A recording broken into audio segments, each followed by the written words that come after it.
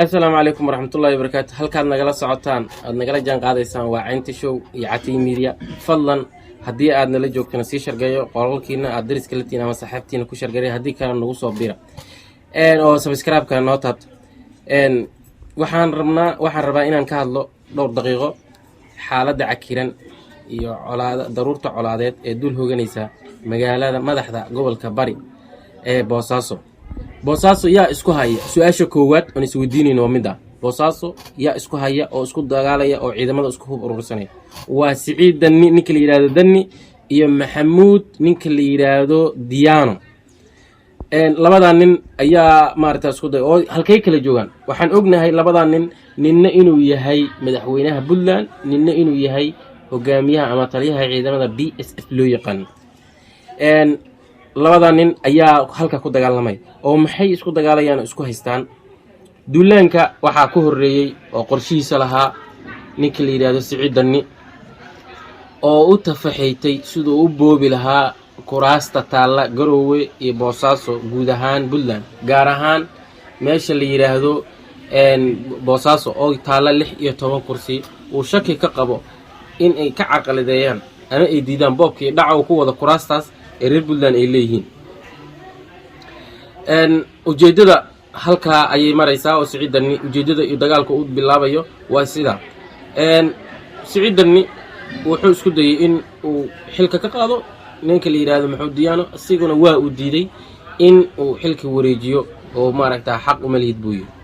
muhiimadda biyo dhacna waxay in maaragtaa 16 kursi oo ku dhaca halka su'aasha kale oo halka ka dhalanaysa waxay tahay Siciid Danni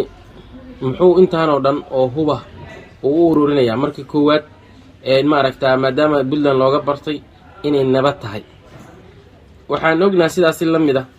Siciid Danni inuu hub iyo ciidan dheeraad ah oo ku soo guray magaalada Boosaaso si ay ula diriraan ama duulaan ugu qaadaan maaragtaa BSF fadhiisimahooda iyo saldhigyadooda hase ahaatee ciidamadii uu keenay Siciid Danni oo gobolada ka soo ururiyay in badan oo kamid ah waxay maanta ka qudbayeen kuna biireen iskuna dhiibeen ciidankii hogaaminayay maaragtaa ninka la yiraahdo Maxamuud Diyaano BSF loo yaqaan halka ayuu ku biireen halka maaragtaa ninka la yiraahdo Siciid Danni waxa ku yimid fashil ah duulaankii dagaalku damacsanaa in uu ku fashilmo maanta waad ogeeyeen inuu shir jaraa'id qabtay xaaladda guud ee Puntland uu ka hadlayay waxaasoo dhan maraka dhaca ku dhacay iyo ceebta ku dhacday ayuu rabaa inuu ku qariyo Siciid Danni shirkan jaraa'id iyo xaaladaha guud ee Puntland uu maaragtaa uu ka sheekeynay Puntland awal waxa ka jira sicir barar oo shilinkii Soomaaliga ayaa la waayay oo lagu ku shaqeyn waayay oo ummadii dadkii masaakiinta ahayd ee ummadda Soomaaliyeed inta ugu badan dad iska fuqara ay lacagta isticmaalayeen ayaa markii hore waxa ku dhacay wuxuu ku riday waxa la yiraahdo sicir barar maaragtaa ayaa ku dhacay cunada maciishada wax walbaba shilinkii oo shaqeyn waayay intuu asagu joogo sidii la mid ayagoo awalba maaragtaa waxay cunaan laa ayuu haddana wuxuu galiyay dagaal aan maaragtaa meeshu ku dhamaanaya aan la garanayn jeedadiisuna ay tahay 16 kursi kaliya inuu magaalada Boosaaso loo qaxo qaybo kamid ah maaragtaa 16 Siciid Danni taladiis intaas ay